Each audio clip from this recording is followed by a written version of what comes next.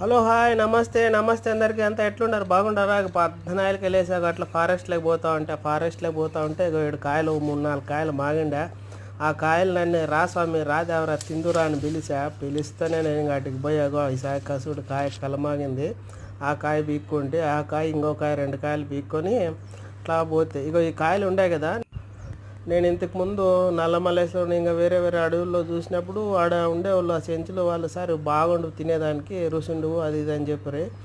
ఏమైతే తెత్తి అని చెప్పి అవి పిలిచాను నన్ను తిందురా స్వామి అని చెప్పి నేను పోతే పీక్కుంటే అగో చూడే తిందామని తీసుకుంటే ఓపెన్ చేసి తింటే నిజంగా చాలా అంటే చాలా తీగుంది. వాళ్ళు ఏంటికి చెప్పినారో నాకు తినకూడదని.